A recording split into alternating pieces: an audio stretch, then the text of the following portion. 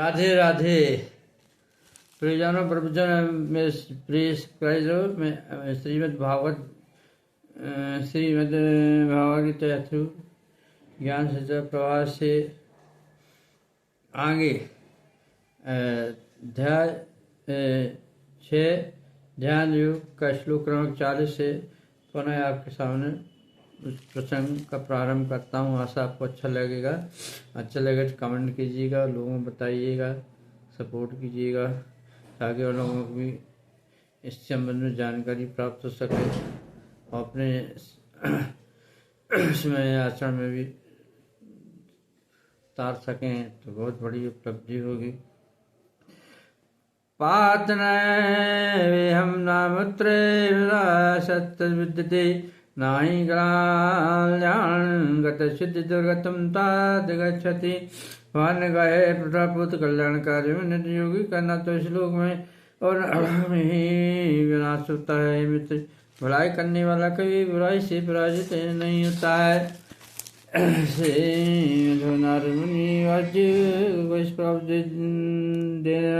त्यक्ता सदन्रामुजं हरे भजनं भक्त्यार्थं पत्ते तत्तो हरि यत्र कावद्रं बुधस्मनस्यं किं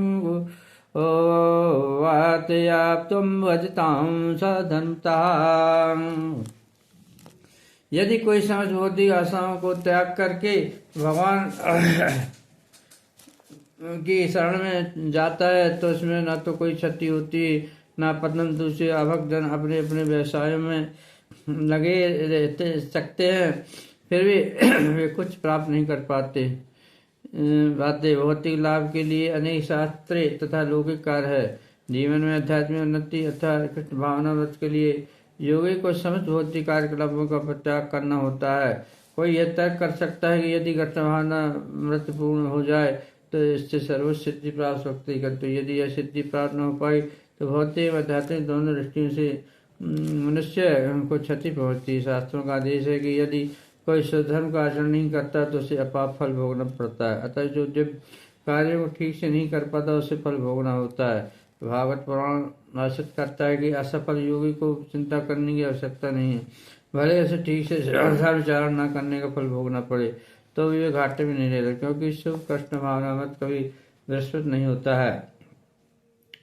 जो इस प्रकार से लगा रहता है वह अगले जन्म में निम्न योनि में भी जन्म लेकर पहले की बात भक्ति करता है। दूसरी ओर जो केवल नित्य कार्यों को दृढ़तापूर्वक करता है तो यदि उसमें तेज भावना मत का अभाव है तो आवश्यक नहीं कि वह शुभ फल प्राप्त हो।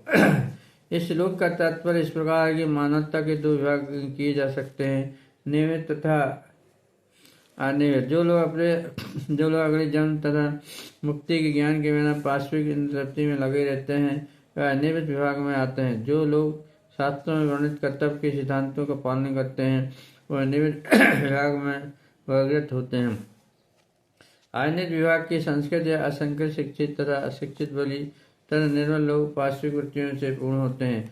उनके कार्य कभी भी कल्याणकारी नहीं होते, क्योंकि पशु की बात आहार निद्रा भय तथा मैथुन का भोग करते हुए संसार में निरंतर रहते हैं, जो सदा ही दुख में है।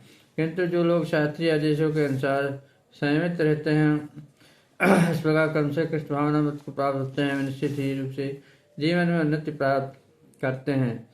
कल्याण मार्ग के अन्यायियों को 3 वर्गों में विभाजित किया जा सकता है। पहला भौतिक संपन्नता का उपयोग करने वाले शास्त्रीय विधि विधानों के अनुयायी, दूसरा इस संसार से मुक्ति पाने के लिए प्रगतिशील लोग और तीसरा कृष्ण भावना मत के भक्त। प्रथम वर्ग के अन्यायियों को पुनः 2 श्रेणियों में विभाजित किया जा सकता है। सकाम कर्मी तथा अंतरप्ति की इच्छा न करने वाले सकाम कर्मी जीवन के उच्च स्तर पर तक उठ सकते हैं, यहाँ तक कि सब लोग को जा सकते हैं, तो भी संसार से मुक्त न होने के कारण वे सही ढंग से शुभ मार्ग का अनुगमन नहीं करते। शुभ कर्म तो वे हैं जिनसे मुक्ति प्राप्त होती है। कोई भी ऐसा कार्य जो परम साक्षात्कार अध्यात्म बुद्धि से मुक्ति की ओर उन्मुख नहीं होता और अंतमाज भी कल्याणप्रद नहीं होता है। इसलिए भावना मत संबंधी कार्य ही एकमात्र शुभ कार्य है जो कृष्ण भावना मत के मार्ग पर प्रकट करने के उद्देश्य से स्वेच्छा से सम शरीर सुधाओं को स्वीकार करता है। वही घोर तपस्या के द्वारा पूर्ण योगी कहलाता है। क्योंकि अष्टांग योग पद्धति कृष्ण भावना मत की चरम अनुमति के लिए होती। अतः यह पद्धति भी कल्याणप्रद है। अतः जो कोई इस दशा में यथार्थ प्रयास करता है उसे कभी पतन की प्रति होना चाहिए। प्राण पुण्य कृतम लाकान सिद्धवा सरस्वती समा सुचीनम श्रमताम गहे योग भ्रष्टो विजायते। असफल योगी पवित्राओं के लोकों में अनेक वर्ष तक भोगते रहने के बाद या तो सदाचारी वर्षों के परिवार में या धनवान कुल में जन्म लेता है। तात्पर्य असफल योगियों की दो श्रेणियां हैं। एक वे जो बहुत थोड़ी उन्नति के बाद ही भ्रष्ट होते हैं, दूसरे वे जो दीर्घ काल तक योगाभ्यास के बाद भ्रष्ट होते हैं। जो योगी अल्पकालिक अभ्यास के बाद भ्रष्ट होता है वह शिवलोक को जाता है और केवल पुण्यात्मा की पुष्टि होने दिया जाता है। वहाँ पर दीर्घ काल तक रहने वाले उसे पुनः इस लोक को भेजा जाता है, जिससे कि वह किसी सदाचारी ब्राह्मण वैष्णव के कुल में या धनवान वाणी के कुल में जन्म ले सके। योगाभ्यास का वास्तविक उद्देश्य कृष्ण भावना अमृत की सर्वोच्च सिद्धि प्राप्त करता है, जैसा कि इस अध्याय के अंतिम श्लोक में बताया गया है। किंतु जो इतने ऐतिहासिक नहीं होते, जो भौतिक प्रलोभन के कारण असफल हो जाते हैं, उन्हें अपनी भौतिक इच्छाओं की पूर्ति करने की अनुमति दी जाती। तत्पश्चात उन्हें सदाचारी या धनवान परिवारों में संपन्न जीवन बिताने का अवसर प्रदान किया जाता है। ऐसे परिवारों में जन्म लेने वाले इन सुविधाओं का लाभ उठाते हुए अपने आप को पूर्ण कृष्ण भावना तक ऊपर ले जाते हैं। अथ योग नाम कुले भवतीमताम तद्दुर्वतम लोके जन्म यदिष्टस्यम। तात्पर्य यहाँ पर योगियों के विद्वान कुल के जन्म लेने संख्या की गई, क्योंकि ऐसे कुल में उत्पन्न बालक को प्रारंभ से ही आध्यात्मिक प्रोत्साहन प्राप्त होता है। विशेषतः आचार्यों या गोस्वामी के कुल में ऐसी परिस्थिति है। ऐसे कुल अत्यंत विद्वान होते और परंपरा तथा प्रश्न के कारण श्रद्धावान होते। इस प्रकार वे विद्वान होते हैं, परंपरा के कारण श्रद्धावान होते। इस प्रकार वे गुरु बनते हैं। भारत में ऐसे अनेक आचार्य कुल हैं, कृत्य वे अपर्याप्त विद्या तथा प्रशिक्षण के कारण पतनशील हो चुके हैं। भगवत कृपा से अभी तक कुछ भी ऐसे प्रवाह पीढ़ी दर पीढ़ी योगियों को प्रश्रय मिलता है। ऐसे परिवारों में जन्म लेना सचमुच ही अत्यंत सौभाग्य की बात है। सौभाग्यवान हमारे गुरु विष्णुपाद श्री भक्त सिद्धांत स्वामी श्री गोस्वामी महाराज जी को तत्समय भी ऐसे परिवारों में जन्म लेने का अवसर प्राप्त हुआ है। तथा दोनों को बचपन से ही भगवत भक्ति करने का वचन दिया गया। बाद में दिव्य व्यवस्था के अनुसार हमारी उनसे भेंट हुई है। तत्रम तम बुद्धि संयोगम लभते बोधेकम यतते चातय सिद्धो कुरनंदन। हे कुरनंदन, ऐसा जन पाकर वह अपने पूर्व जन्म की देवी चेतना को पुनः प्राप्त करता है और पूर्णतः सफलता प्राप्त करने के उद्देश्य से वह आगे उन्नति करने का प्रयास करता है। तत्पर राजा भरत जन तीसरे जन्म में प्रथम ब्राह्मण कुल में जन्म मिला और पूर्व दिव्य चेतना की बनी प्राप्ति के लिए उत्तम जन्म के उदाहरण स्वरूप भरत विश्व भर के सम्राट थे। तभी से वह लोक देवताओं के बीच भारत के नाम से विख्यात हैं। पहले यह इलावृतवश के नाम से ज्ञात था। भारत ने अल्पायु में ही आध्यात्मिक सिद्धि के लिए न्यास ग्रहण कर लिया था, किंतु वे सफल नहीं हो सके। आगे जब में उन्हें उत्तम ब्राह्मण कुल में जन्म लेना पड़ा, वह जड़ भरत कहलाए, क्योंकि वे एकांतवास करते थे तथा किसी से बोलते न थे। बाद में राजा रघुगण ने उन्हें महानतम योगी के रूप में पाया और उनके जीवन से यह पता चलता है कि दिव्य प्रयास और योगाभ्यास कभी व्यर्थ नहीं जाता। भागवत कृपा से योगी कृष्ण भावना मत से पूर्ण सिद्धि प्राप्त करने के बाद बारम्बार सहयोग प्राप्त होते हैं। पूरा अभिषा जिज्ञास उपयोग से शब्दमादिवर्तते। अपने पूर्व जन्म की देवी चेतना से वह न चाहते योग के नियम की वो आकर्षित होता है और ऐसे जिज्ञासु योग शास्त्रों के स्थानों से परिचित होता है। छात्र उन्नत योगी शास्त्रों के स्थानों के प्रति अधिक आकर्षित नहीं होते, किंतु योग नियमों के प्रति सदा आकर्षित होते हैं, जिनके द्वारा कृष्ण भावना में आरूढ़ हो सकते हैं। श्रीमद् भागवत में उन्नत योगी द्वारा वैदिक स्थानों के प्रति अवहेलना की व्याख्या इस प्रकार की है। अहो बरसावते